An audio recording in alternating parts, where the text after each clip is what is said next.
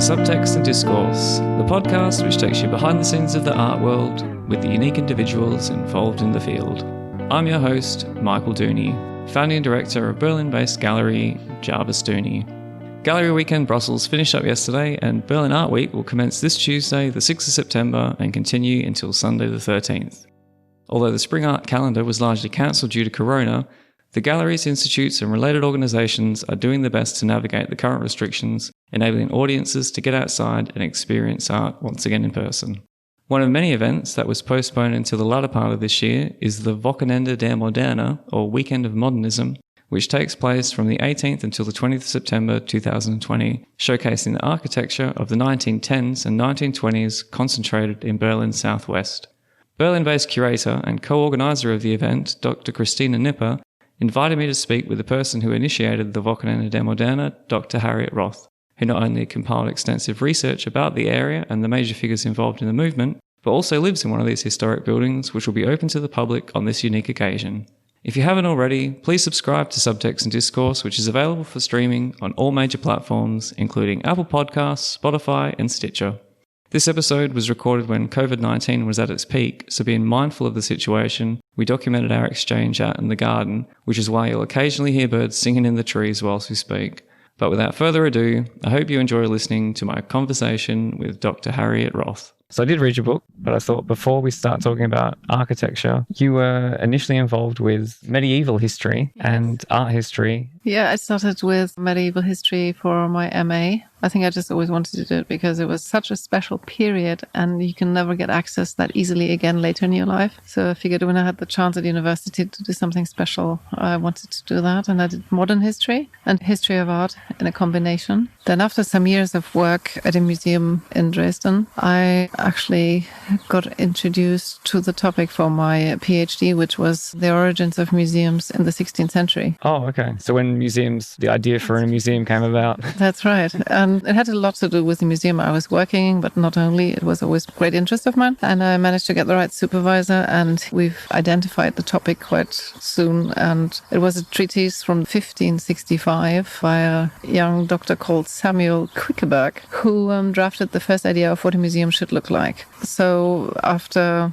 that PhD, which was really great fun, and I would actually do it again, which is probably very few people could actually say that about their PhD, because sometimes it tends to take years and years. It was really a great time and great fun. Then I had 3 children and like sometimes it happens in life, you have to pause for a while. Then I managed to get back into research at around 2000, which was connected with a very different topic, contemporary architecture. Mm-hmm. It's a big loop, but I think once you've done research, you always find back into research. And if it is a different topic, and architecture was always a passion. For you personally or for? For me personally, but also for my husband, wherever we were, wherever we traveled, and we traveled a lot, we always connected to architecture. And it was a dream actually to find at some time in our life a building of the early 1920s. And it wasn't planned in Berlin, but it just happened accidentally. It was a very unusual story because we actually had a real estate agent who showed us a lot of things, and it was a difficult time in Berlin. But he referred us to another agent who specialized on buildings from the 1920s. Mm-hmm. And we looked at it and we said, my God, it's great, but it's horrible. Because it was so much work and it was changed in the 1960s. But we very quickly actually connected to an architect who was specialized in the Bruno-Taut-Siedlung in the late 1980s, I think, and early 90s, and did a huge renovation in that whole Bruno-Taut settlement, which so much, prägt. I will remember in a moment.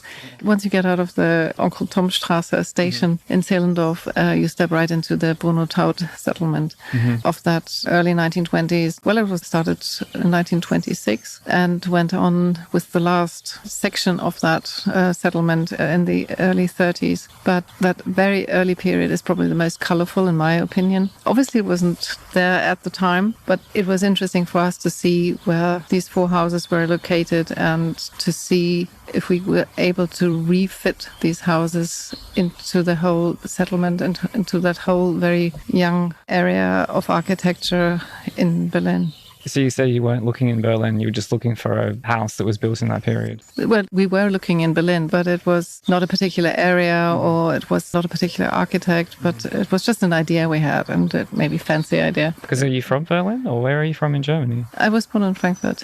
Oh, okay. Originally. And then I stayed in Frankfurt am Main until the late 70s. And then my family moved to the UK. And then from the UK, I moved back very early to Germany. And I went to university in Heidelberg and in Munich. And then I did my PhD at the Humboldt University in Berlin. Mm-hmm.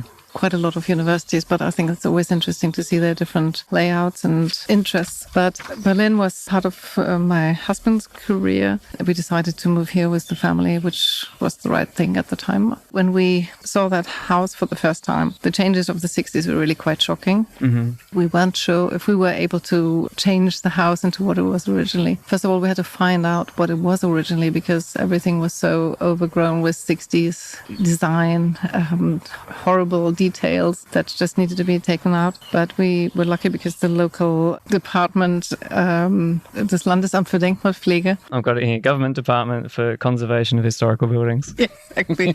Well, it's a mouthful. And we started a great collaboration with them. And for half a year, we were discussing how we could change that building from 1924, which was designed in 1923, into a building that was livable for a family with 3 children, that needed to be opened out into the garden because of the change of development plan in 1923. The big question was what from the 60s could be kept. So not the whole building needed to be changed into a modern building looking like a building from the 1920s. It was a very interesting, very educational process for all of us, I believe. Had you renovated a house before? We did renovate a house before when we lived in Hanover. It was also a house from the early 1930s, which was a great experience as well because we had a great architect. We discovered a lot of the original details and we were actually able to keep the original details, but also modernize the house into what we needed for a family. Mm-hmm. Here in Berlin, it was different though, because at the time carpenters weren't many and the whole building was, at a difficult position at the time. However, we managed to do it within 1 year. In that process, we actually discovered a full color scheme that was hidden under layers and layers of wallpaper and paint. And we decided to take the layers from 1924. That's what the conservation department discovered. It was a great find. And it was pretty challenging because we have 3 different colors in the entrance of the house, which is orange, green, and yellow. And then you step into a blue living room. And from there, you step into a dining room, which originally had a turntable. Mm-hmm. A crazy idea that had a lot to do with the engineering interests and fascination of the early 1920s. Not a record player. The room itself turned. The room itself turned. Yeah, that probably needs to be explained more precisely. The whole idea of that time and a fascination, certainly of Richard Neutra's, was the theater. We will talk about Richard Neutra maybe a little more in a second. But he grew up in Vienna, and while he grew up in Vienna in his late teens, he visited the theater almost every night, or the opera, or the concert. It certainly was something that he was fascinated by, but here in Berlin with Erwin Piscator and the early Max Reinhardt, he certainly was challenged by what was happening in the theater, and it was just a crazy idea, but it worked at least for a while. The turntables were already taken out in 1928. Actually, by the first renovation, 2 of the houses experienced, and they were taken out by Fred Forbart, who was also a well-known architect and engineer at the time, working together with Walter Gropius, and with Adolf Sommerfeld, who was the investor of that whole area. So maybe we should step back just one little loop. Because this area, so Steglitz-Zehlendorf is where we are. That's now. Exactly where we are. So Adolf Sommerfeld, he owned most of the land around here, it seems. Yeah, he owned most of Steglitz-Zehlendorf and was certainly the biggest investor in the area. Mm-hmm. And in its proximity to Berlin, Because most people probably don't know what's outside of the Ringbahn. It's quite south of Berlin, isn't it? Yes, but the underground had already been finished just a little bit after 1925, so people could easily commute between the city and the outside. And part of the idea of developing in Zehlendorf was to get families out of the city into the green with little allotments, little gardens, and a perfect-sized flat or house that would keep families healthy and actually help young families to be able to raise their children not in the middle of the city. And usually these houses were available for fairly reasonable price or rented, of course. Yeah, because is there a mixture still of, it's not maybe social housing? Because a lot of these individual ones were for people that could purchase an entire house, weren't they? Well, these 4 houses that Richard Neutra built were actually the exception. And they were at the time already called villas. Right, yes, okay. Which was definitely something that Sommerfeld usually did not plan, because he was really more interested in developing bigger settlements or developments in that area that were much more like social housing at the time. Nowadays, I think that has changed a little bit, quite a little bit, because many of those houses, again, are sought out by young families who want their children to grow up in rather sort of in the countryside than in the middle of the city. Exactly. But at the time... So the time is between the 2 world wars. It is, yes. So the 4 Zehlendorf houses by Richard Neutra were started in 1923 and finished in 1924. He didn't see them finished because he already moved to the United States in 1923.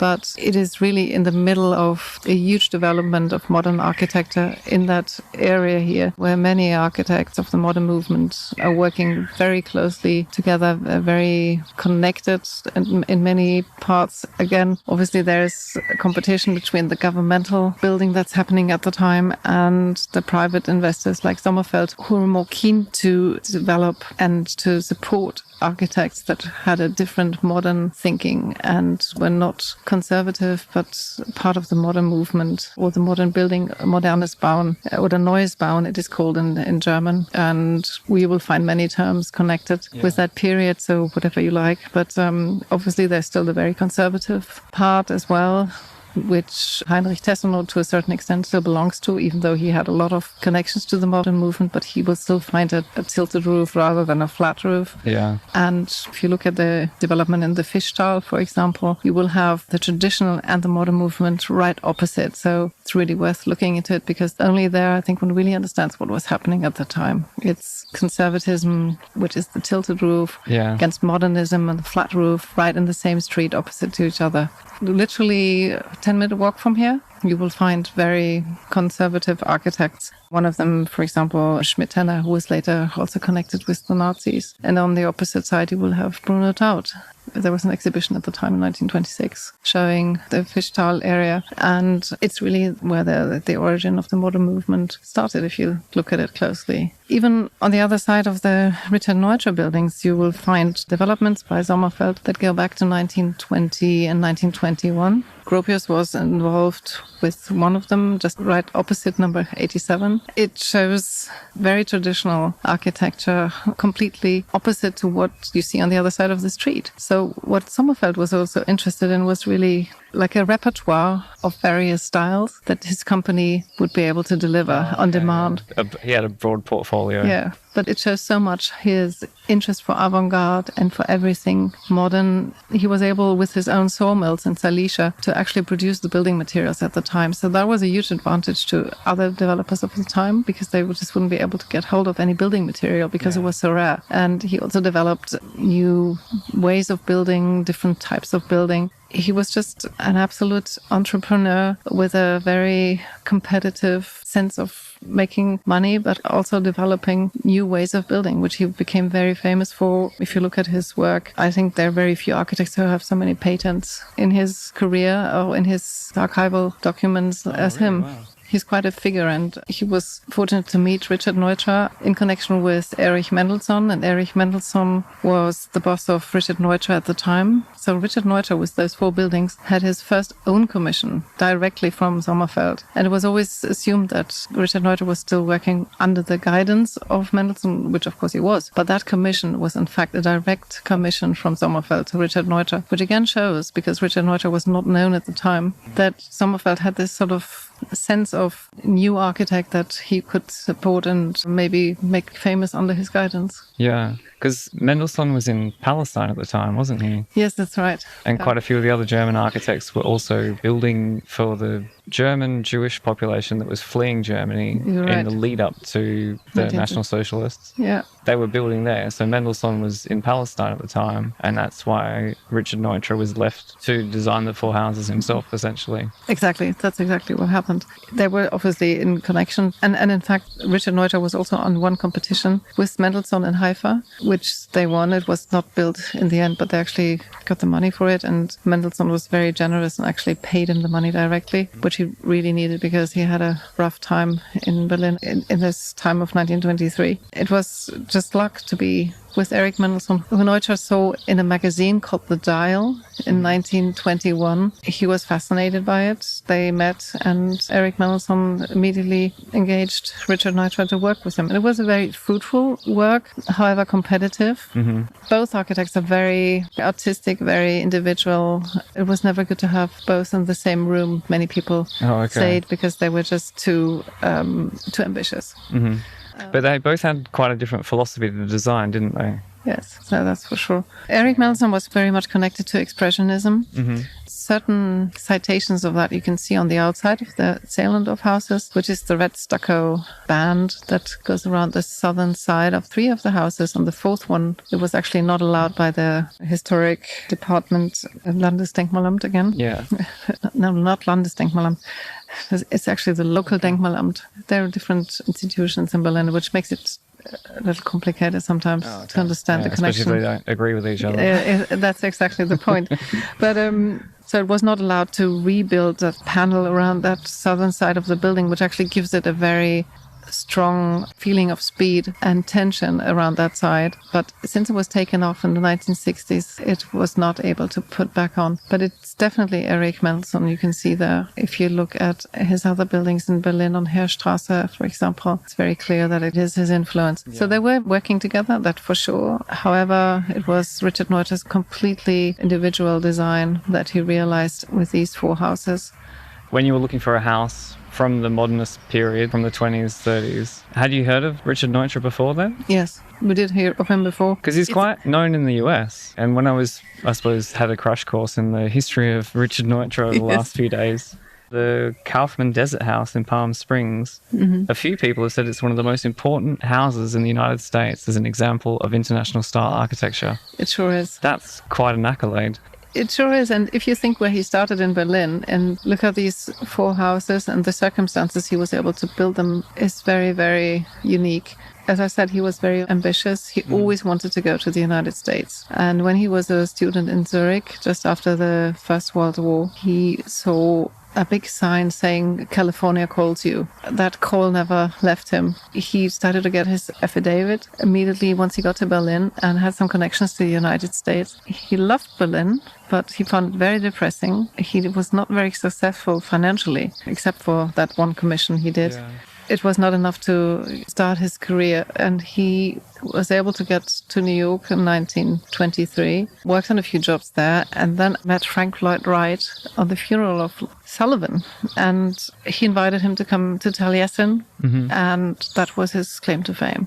Wow. So he worked in 1924 till 1925 with Frank Lloyd Wright in Taliesin, and then decided to go to Los Angeles because he still had that connection with Rudolf Schindler, whom he already knew from Vienna, and who became a friend and also an important correspondent for his immigration to the United States.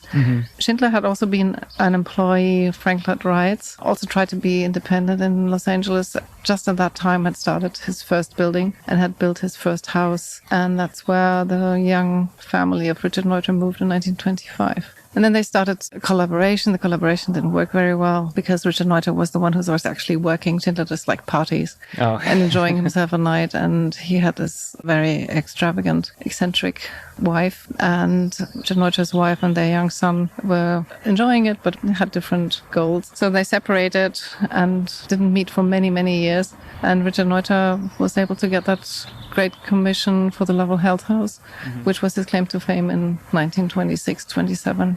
If you look at it, it's a very unusual career coming from Berlin, from Austria actually, to Berlin.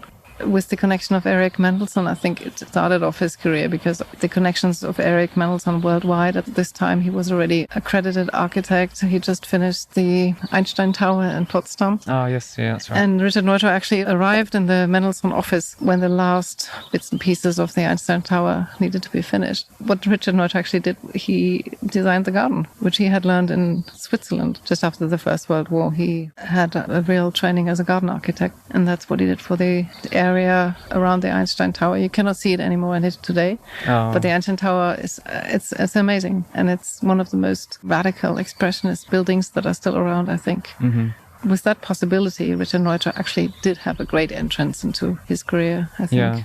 When I think about all the names that come up in the book that he's surrounded by at that time, he was really in the heart of it. So he was really quite lucky for his surroundings, I think. Yes. Mind you, Erich Mendelsohn, of course, was very connected with the Berlin Society. Mm-hmm. Well, I think it's just like today, you know, he was introduced into the society and was able to meet people. However, Richard Neutra was eccentric to a certain extent. And even though he was ambitious, he had his own mind and his own idea of what buildings should be like. What I really liked about his approach to designing or to architecture was rather than it being his vision and what he wanted to design, is he saw the importance that I need to find out what the person who's going to be living in this house wants and how I'm best going to accommodate their needs. And he was linking that back to what he observed with Freud, because he knew Erich Freud, he knew his son, so he was exposed to some of Sigmund Freud's workings, and then came up with questionnaires and surveys to ask the client and then try to best meet their needs. Exactly. That's what he started doing very early in his career, and this sort of catalogue of questions is delivered in many different versions. I think I've only seen the later ones, but some of them are referred to for a very early period, but I was never able to see them. However, even the later ones, they're so clear in what he wants the client to lay out for him for the personal desires and personal needs that every family has. Mm-hmm. That was something that was very, very important to him. He would spend weeks and months on end just talking to the client. And apparently he was always very fond of women, so he would always rather talk to the women than to the husbands, because he knew that they were the ones who would express their needs rather than the male part of the family who would be more technical and distant. Oh, okay. That's interesting.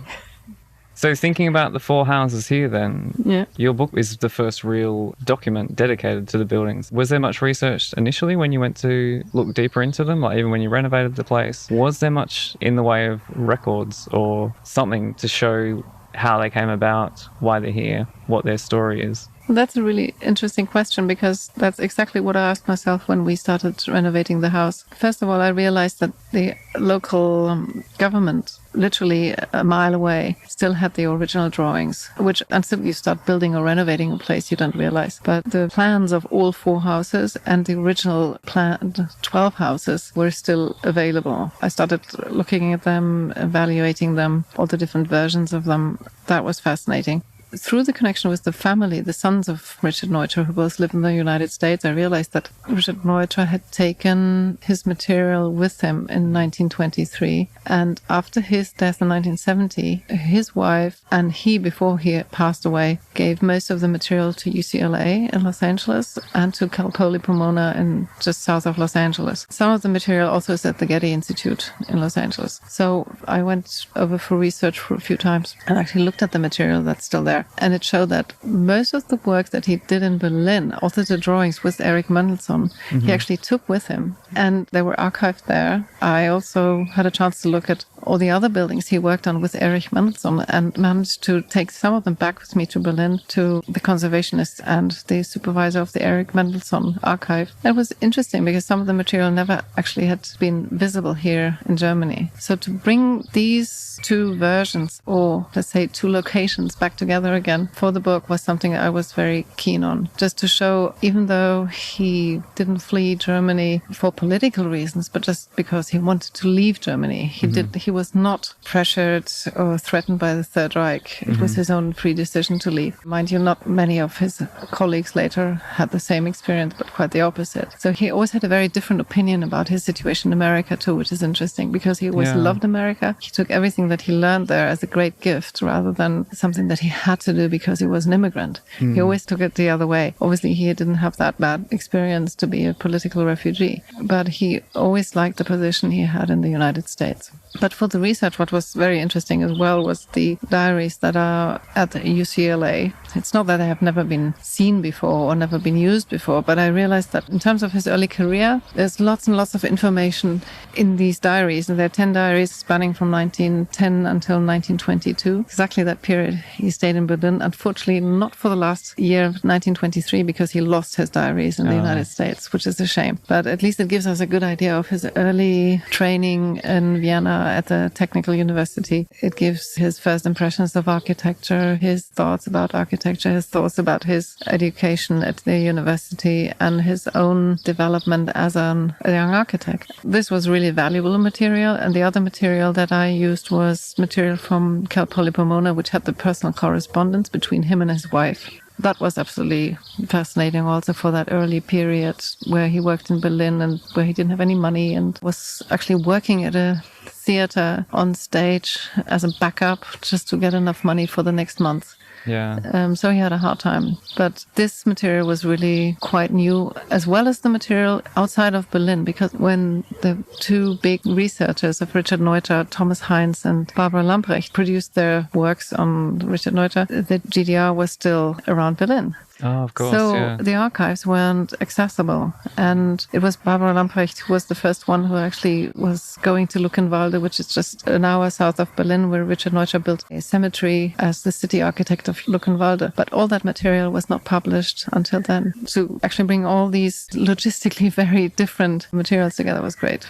Yeah, because I think even when I tried to find out information about him online, most people considered his history of architecture from when he started in the US. And it's almost like the time in Europe with these forgotten years, or they were lost almost. If anything, it's just the fault of circumstance that because people were fleeing and people were shifting around the post-Second World War period when Germany was divided, maybe that's why as well, like a lot of the records and materials and what evidence there was there, nobody knew that it existed. Exactly. Well, but some people knew that it existed, but again, this had a lot to do with being able to read German. And the two great researchers do speak some German, and Barbara's German is incredible. Still, if it's archival material and most of it handwritten, it can be very challenging. Same for me. If I go to the United States and look at material that I'm not very used to, it's just the same. So I think it had a lot to do with the GDR times, that material outside of Berlin, where Richard Neutra was working for 1.5 years, was not that accessible. And being able to rediscover that was quite a find. Yeah, definitely. I thought as well that because Mendelssohn wasn't in Germany at the time, and even that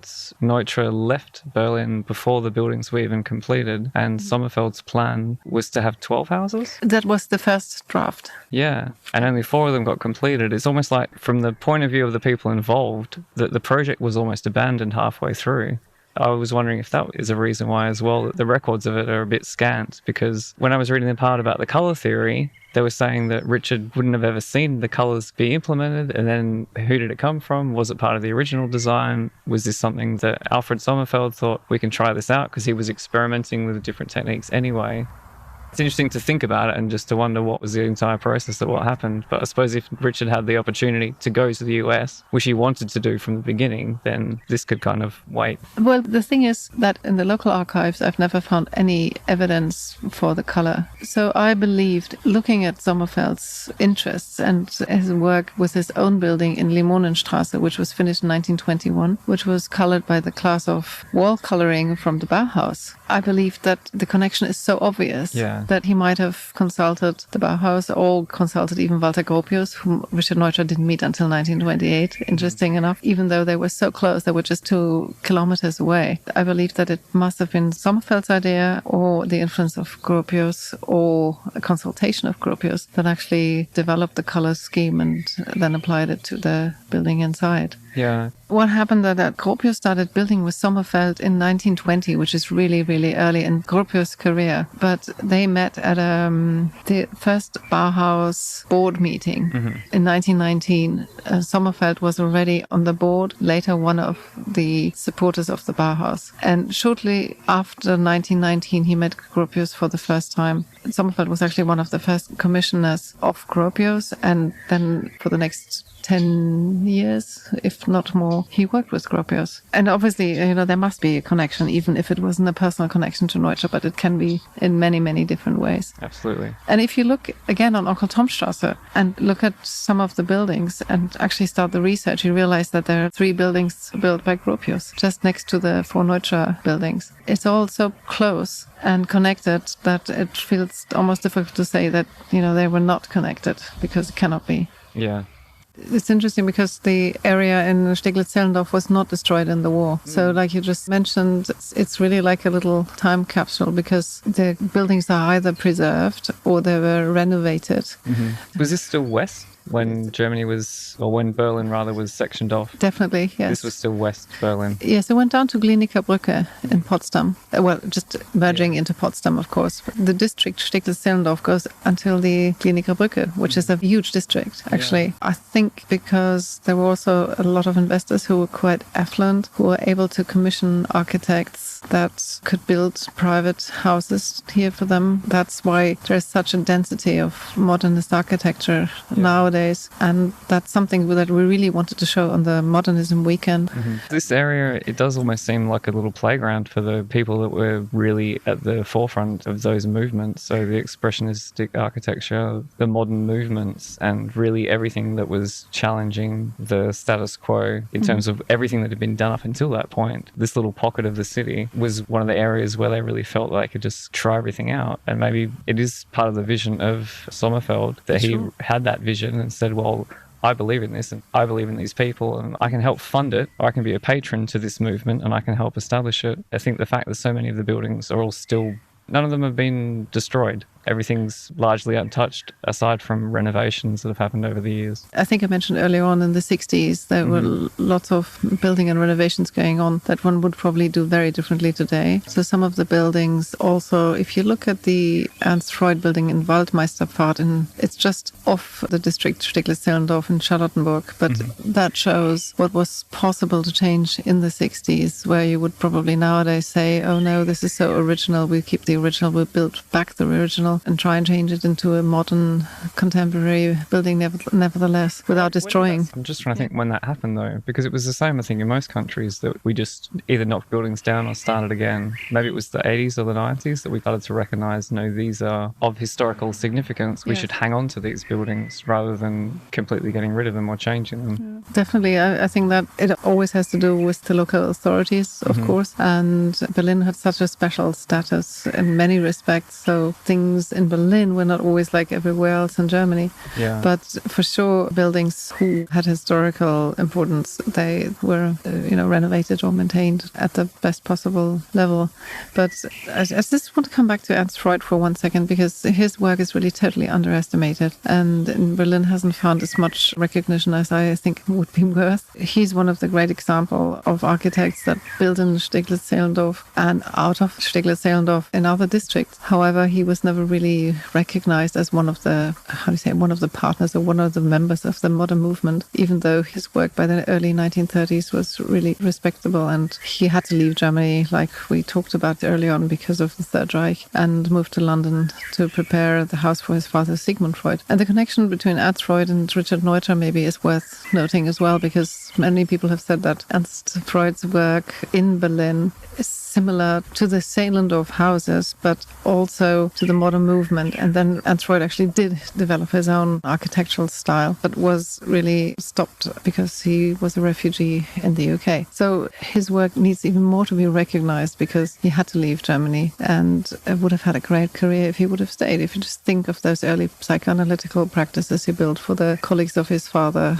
here in Berlin, who were never reconstructed or recognized in a way that probably should have been.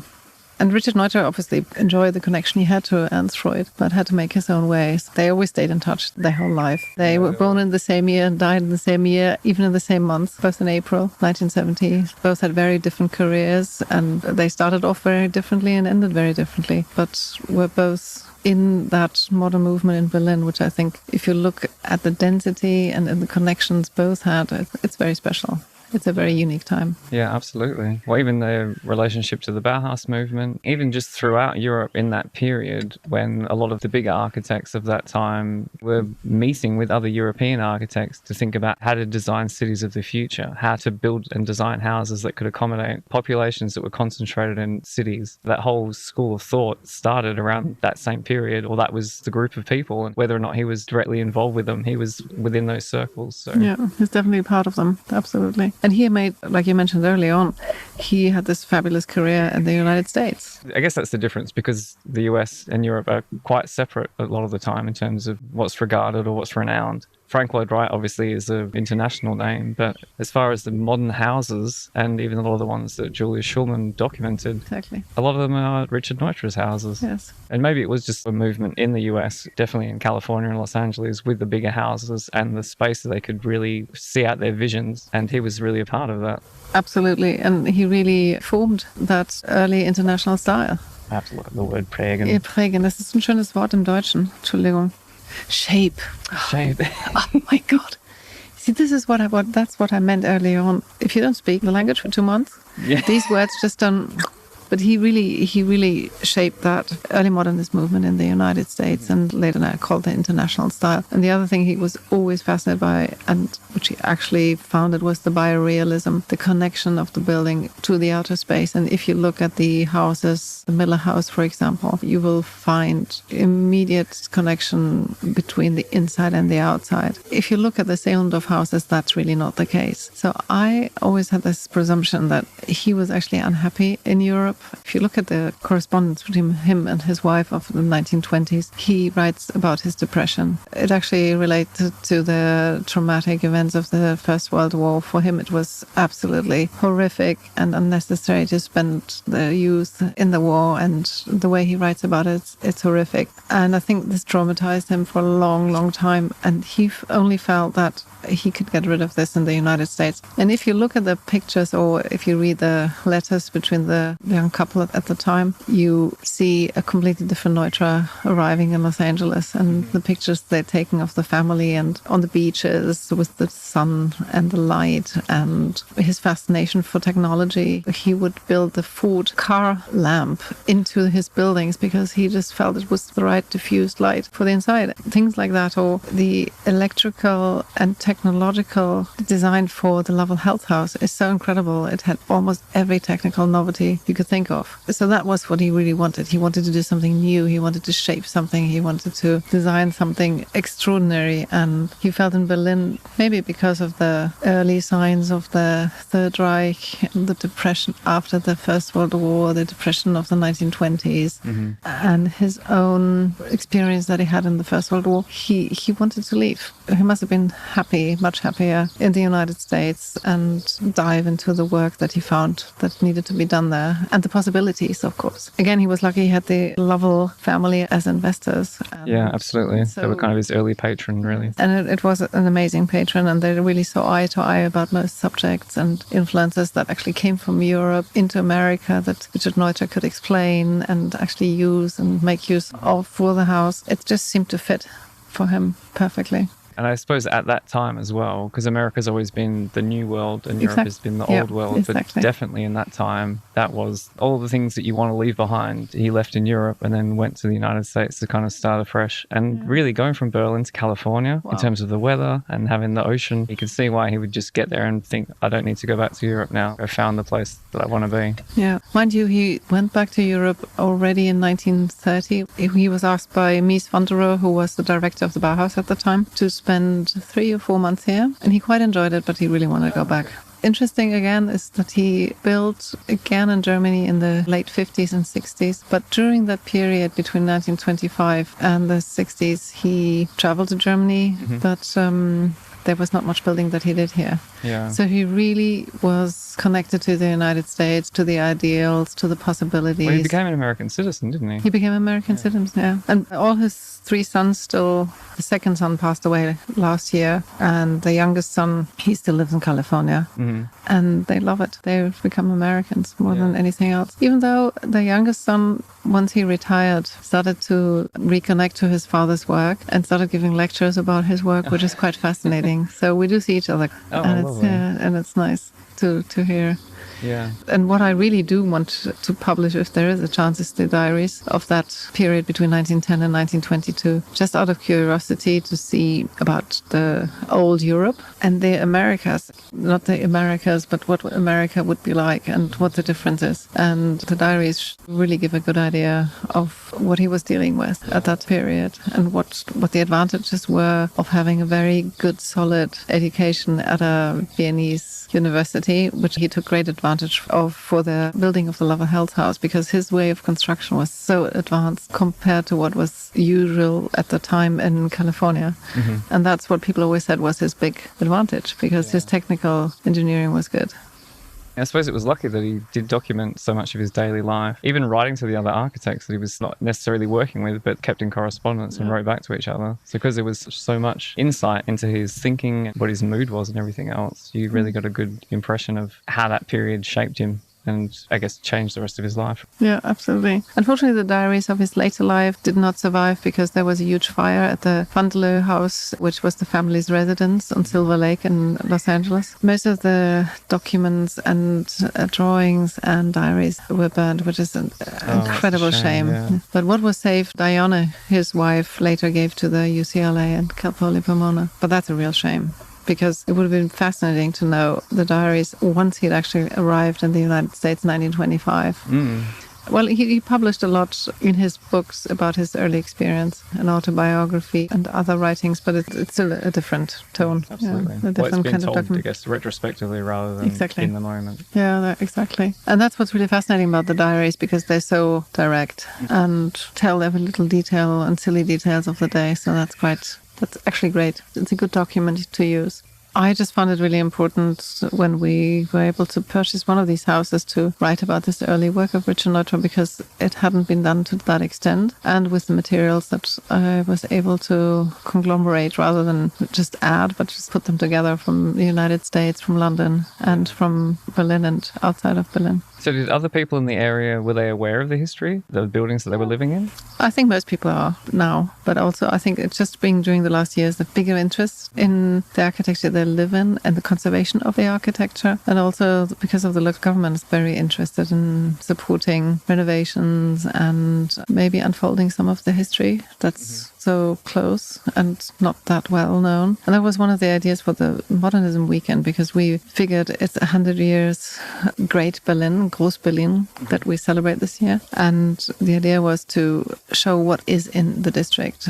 apart from the people who actually live in one of those buildings, who know about the houses, of course, in the house they live in, was to show a bigger public what's there, what they have right next to them, with a walk, or with actually, the idea was to go into some of the houses and show people the architecture and compare it with other developments in the area. But obviously due to Corona, that's not possible now, so we'll have to stay outside. But still, these walks are arranged in such a fashion that you can see the development of certain streets or certain areas very well, and then put them together eventually to get a bigger picture. It was planned for earlier this year, wasn't it? And now it's been postponed. Yeah, now it's happening on the 18th till 20th September. It's 6 different tours, walks, concentrating on different areas in Steglitz-Zehlendorf, showing the very early developments from 1921, connected with public developments, or even a school in Wilski-Straße, showing what the idea of the architects were at that time, which was also, like Richard Neutra later realized in his biorealism, to connect the buildings in the Waldsiedlung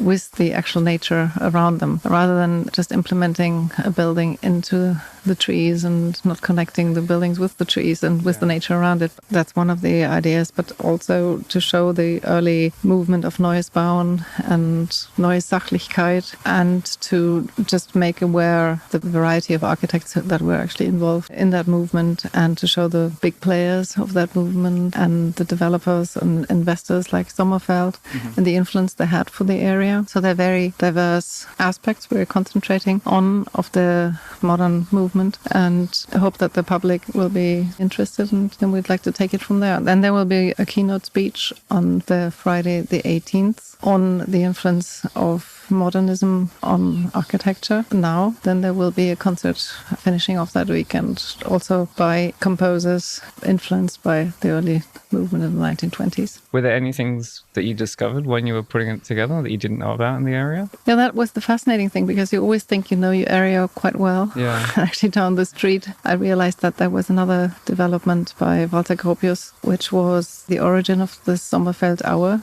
It's literally 7 houses down, and I sort of knew about it, but not really. And once you start going back into research and still see the building there and realize, okay, yeah, that makes total sense for the whole street and for the whole development in that area. Things like that are fascinating. Also, near Mexico Platz, I accidentally, and I probably would have discovered if I would have looked for it, is another building by Horn. It's also a colleague of Mendelssohn, where Richard Neutra was working with him as well in 1921. Yeah. This building was just recently completely renovated, and it's absolutely stunning just to be able to see things like that in a street with so many houses where, you know, nothing stands out at the first moment, but at the second. And that's what's fascinating.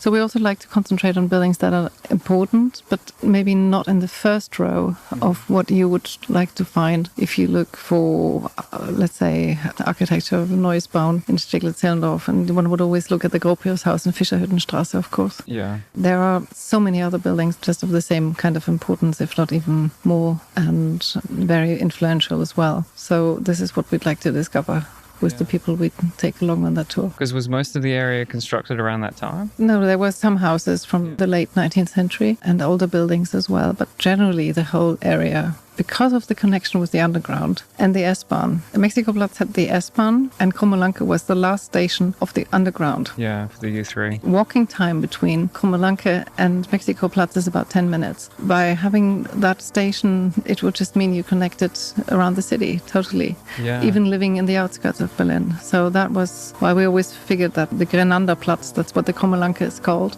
after the architect who designed the station, it's incredibly important, and it just connected you to the city.